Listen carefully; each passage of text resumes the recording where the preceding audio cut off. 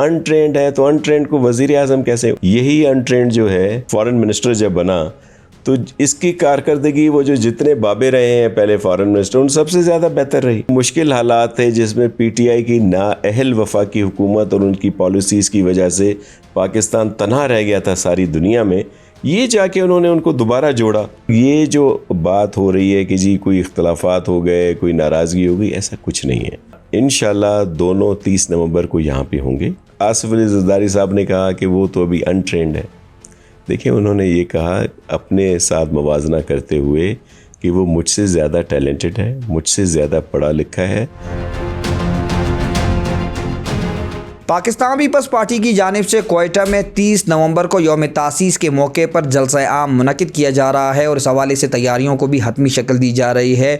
और साथ ही साथ जो पाकिस्तान पीपल्स पार्टी के मरकज़ी रहनुमा हैं वो भी क्वेटा पहुंचना शुरू हो चुके हैं, जबकि इसके अलावा सिंध के जो सूबाई रहनुमा हैं ख़ास तौर पर वो भी क्वेटा पहुँच चुके हैं। इस वक्त हमारे साथ साबिक़ सूबाई वज़ीर और पाकिस्तान पीपल्स पार्टी के रहनुमा नासिर अली शाह साहब मौजूद हैं, उनसे बात करते हैं। सर, बहुत शुक्रिया कीमती वक्त देने का। आप क्वेटा पहुँच चुके हैं, कितना बड़ा पावर शो आप समझते हैं साबित होगा?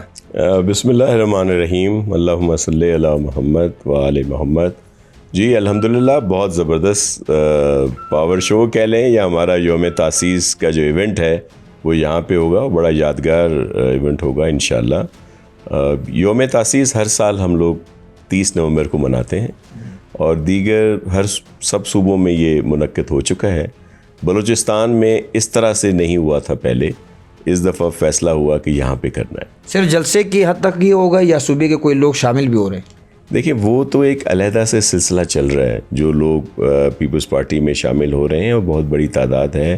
पहले भी हमारे बहुत मोअज़्ज़िज़ीन पीपल्स पार्टी में शामिल हो चुके हैं और अब भी होंगे।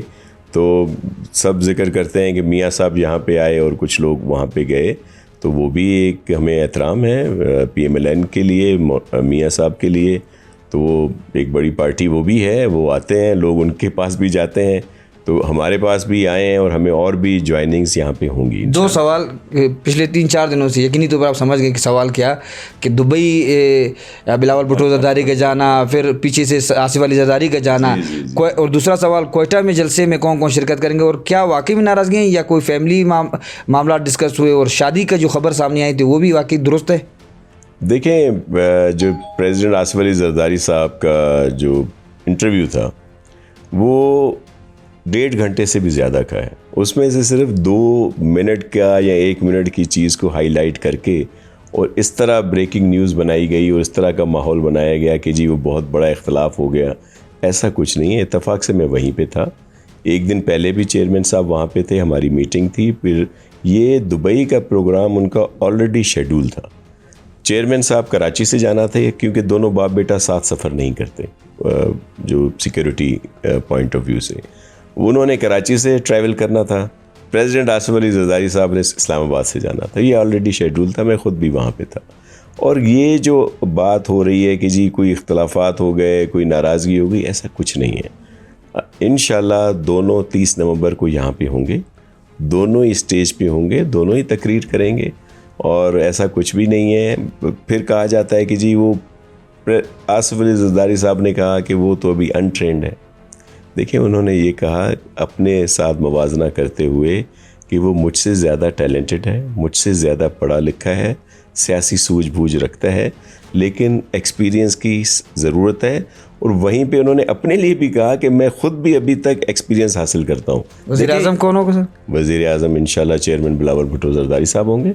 और फिर उस पर मुख्तलिफ हमारे दोस्त ख़बरों में कि जी उन्होंने कहा अनट्रेंड है, तो अनट्रेंड को वज़ीर आज़म कैसे? ओ भाई, यही अनट्रेंड जो है जब वज़ीर बना, अपना फॉरेन मिनिस्टर जब बना, तो इसकी कारकर्दगी वो जो जितने बाबे रहे हैं पहले फॉरेन मिनिस्टर उन सबसे ज़्यादा बेहतर रही।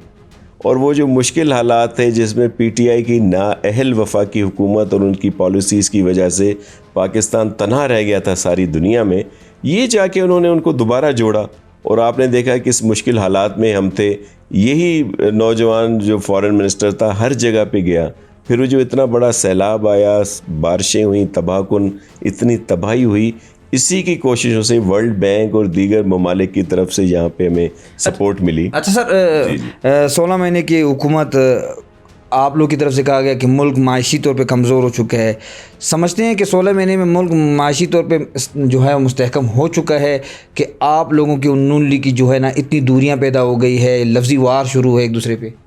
देखें, 16 माह की जो हुकूमत रही साथ में, वो जो कुछ करके गए थे पीटीआई वाले, अगर उस वक्त ये इस तरह के मुश्किल फ़ैसले ना करते तो मुल्क डिफ़ॉल्ट की तरफ चला जाता। इस कोलिशन ने मुल्क को अहमियत दी, अपनी सियासत को उन्होंने इतनी अहमियत नहीं दी, क्योंकि ज़ाहिर है इनके जो फ़ैसले थे उसकी वजह से महंगाई हुई और ज़्यादा मुश्किलात यहाँ पे बढ़ी। लेकिन वो उसका एक सिलसिला था। एक आदमी अगर कहीं पे आग लगा दे तो पहले तो आके आग बुझाई जाती है, आग बुझ चुकी है आज। अब तो ज़ाहिर है, लेकिन अभी तक सिलसिला है। जो चीज़ें थीं, जो पीटीआई की मुआहदे जिस तरह से वो करके गए, या मुल्क को जिस डगर पे वो छोड़ गए हैं, आप देख लें, जो नफ़रत की सियासत, जो अजियत की सियासत, बदतमीज़ी की सियासत जो खान साहब ने बोई यहाँ पे, जिसका आपने देख लिया कि शाखसाना हमने 9 मई को देखा, और फिर उसके बाद अब देख लें उनके जितने दोस्त हैं, रफ़क़ा हैं, उनको छोड़ रहे हैं। और फिर वो एक शख्सी पसंद, अपना ज़ाती, कि अगर मैं वज़ीर आज़म नहीं रह पा रहा तो असम्बलियाँ तोड़ दूँ। आखिरी सवाल सर, 8 फरवरी को इलेक्शन होंगे?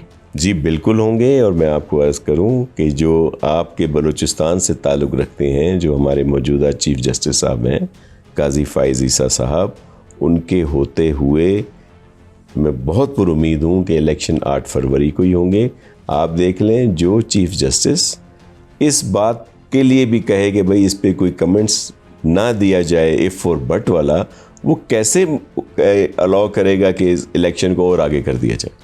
जी बिल्कुल, जैसा कि नासिर अली शाह साहब की बात सुनी, उनका यही कहना है कि 8 फरवरी को इलेक्शन ज़रूर होंगे। और साथ ही साथ उनका ये कहना था कि 16 माह की एक कठिन सूरत हाल थी, उसमें मुल्क को माशी तौर पर निकालने की भरपूर कोशिश की गई। और उसके साथ साथ उनका ये कहना था कि आइंदा वज़ीर आज़म जो है वो बिलावल भुट्टो ज़रदारी होंगे।